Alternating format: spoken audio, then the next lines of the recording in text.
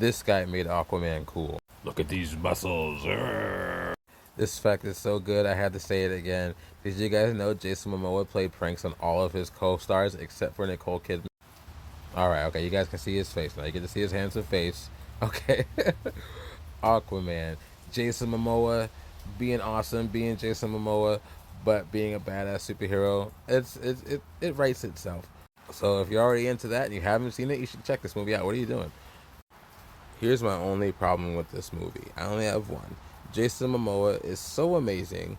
He kind of pulls away from the rest of the film. If that makes sense. Like, nothing shines through as bright as Jason Momoa here. Everybody else in here is actually pretty good. Yeah, it's a little cheesy, but Jason Momoa, he just his charisma and his personality just carries this whole thing through. And this movie is indeed an underwater epic. The story begins in a sort of Romeo and Juliet way where his mother, the Queen of Atlantis, falls in love with a normal human man. The actor that plays the father is actually Tamora Morrison, one of Jason Momoa's idols, actually. He actually specifically requested him to be in this movie. Fantastic role for him. Fantastic father figure. Nicole Kidman plays the mom, and boy, oh boy, she is surprisingly fantastic. There's an action sequence with her in this living room, and they have this awesome camera shot where it just kind of moves around. She kicks so much ass.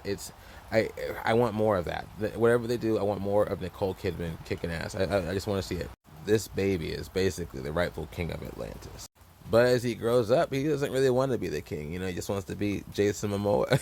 In short, he just wants to be a badass who drinks all the time, has fun, saves people, right? But, you know, he's just kicking it. But of course he gets called into action. He's got his asshole brother down there stirring up all kind of trouble, and he's got to go in there and kick the crap out of him. That's the gist of the movie. His brother's played by Patrick Wilson, King Orm, the Ocean Master, if you guys don't know. I love Patrick Wilson. I've loved him ever since I've seen Insidious. Excuse me, I couldn't think of the word Insidious. Ever since I saw him in Insidious, I've loved Patrick Wilson. He's fantastic. And he's really good in this movie, too. Again, this movie's really cheesy, but everybody kind of makes it work. You do get to see Black Manta for all you people who don't know. Yahya Abdul Mateen II, he gets to play him, and it's just fantastic. Fantastic.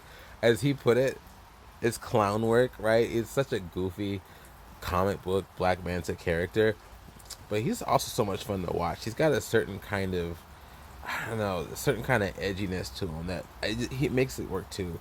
Matter of fact, the only thing I would say that's kind of bad about him is he almost feels tacked on in this movie, but they explain him well enough where it works pretty good. I would talk about Amber Heard, but honestly, just for all of you, she's okay. She could be anybody. I feel like any actress could play that role, but she does pretty good, you know. So she's in there. She's in the movie. Okay, there's one more bad thing about it too. Willem Dafoe. I love Willem Dafoe. He's one of my favorite actors of all time. He probably shouldn't have been in the movie. It's almost like he was acting in a totally different movie. I don't know how to explain it to you other than that. It's weird. He's supposed to play Aquaman's mentor, but every scene he's in, it just feels like I don't know, like he's like a hologram version of Willem Dafoe. If that makes any sense. It just feels really weird and plastic. I'm not sure what that is. But hey, all the scenes are great. All the action scenes are fun and beautiful. The underwater, they have these underwater fight scenes in there, especially this giant one. It's spectacular. Matter of fact, if you don't want to watch this movie for any other reason, that's the scene to see it. It's something you've never seen. James Wan, he's done something special with that whole big fight scene. He's done something so special, in fact. I don't know if he can top himself with the second Aquaman movie. We will see. Definitely one of the more successful Snyder films, I'll say. So, hey, let me know what you think. And yeah, I'll talk to you later.